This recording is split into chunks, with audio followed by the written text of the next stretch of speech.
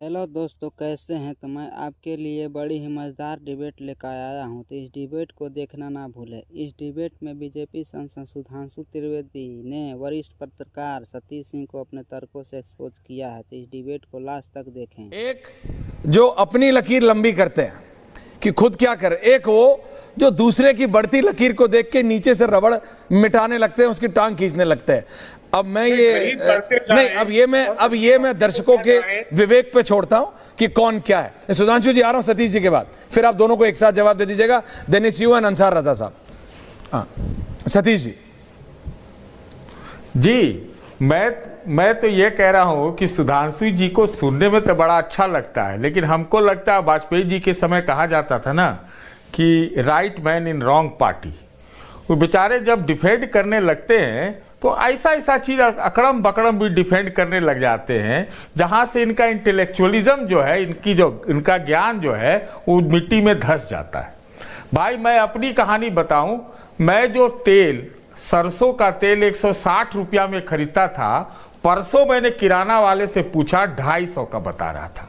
तो आंकड़े ताकड़े जो हो मुझे तो नहीं मालूम, आंकड़े पे ही चलते हैं। तो एक आंकड़ा आज ही मैंने गूगल में देखा जिसमें ये कहा गया कि कहा लिखा हुआ, दावा कितना सही है उसको भी झुठला देंगे सुधांशु जी, कि पर कैपिटा इनकम में भारत 136वें नंबर पर है पूरे दुनिया में।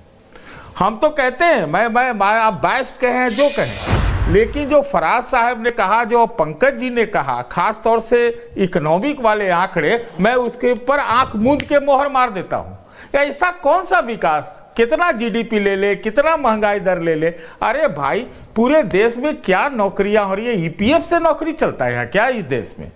और दूसरी बात पर आ जाता हूं, एक बात, प्रधानमंत्री जी ने कल या परसों एक ट्वीट किया है अपने हैंडल से, है ना, जिसमें हजरत हुसैन के शहादत को एक सही के साथ खड़े होने के लिए कुर्बानी बताया, और उसको सबसे ज्यादा हिट मिला है, सबसे ज्यादा इंप्रेशन है उसका।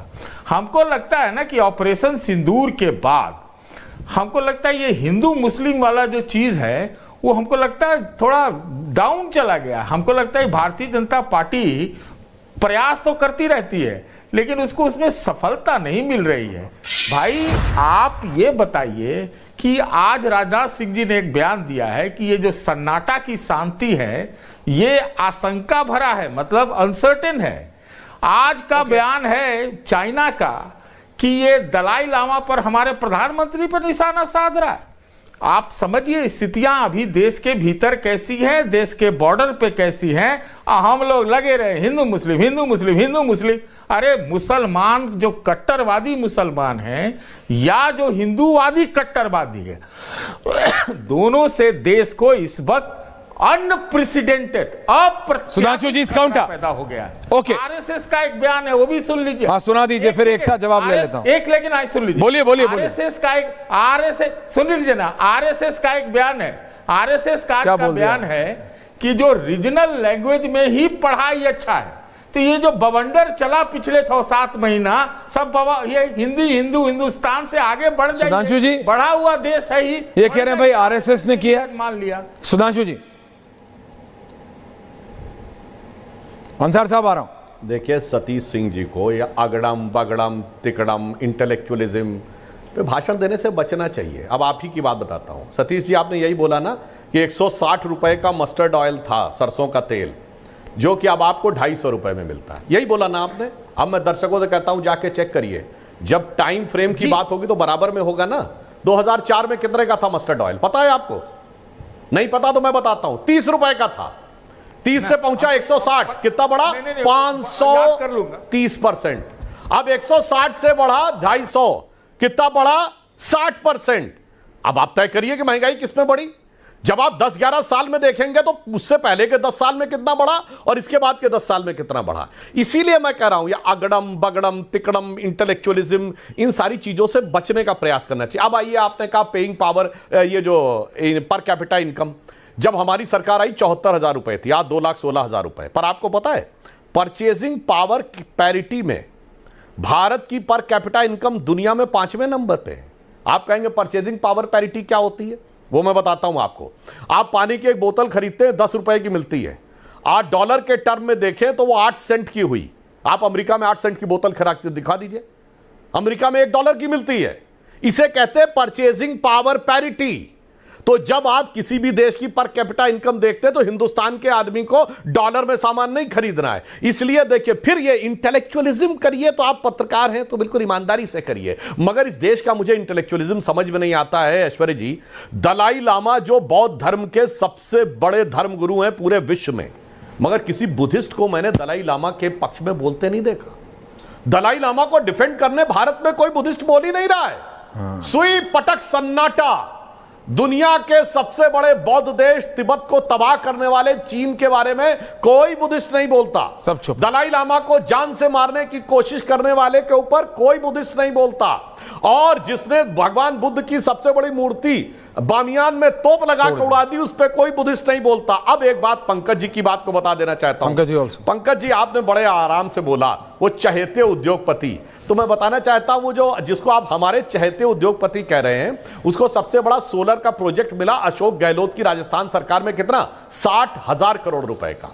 सबसे बड़ा माइंस का प्रोजेक्ट मिला भूपेश बघेल की छत्तीसगढ़ सरकार में, कितना 14,000 करोड़ रुपए। सबसे बड़ा अगर उनको पोर्ट का प्रोजेक्ट मिला तो केरल में, हमारी सरकार का नहीं। और पंकज जी, आप प्रबुद्ध हैं तो जरा अपने ज्ञान चक्षु खोल के बताइए, अमेरिका ने आरोप क्या लगाया कि उस चहेते उद्योगपति से किन सरकारों ने पैसा लेके प्रोजेक्ट दिए?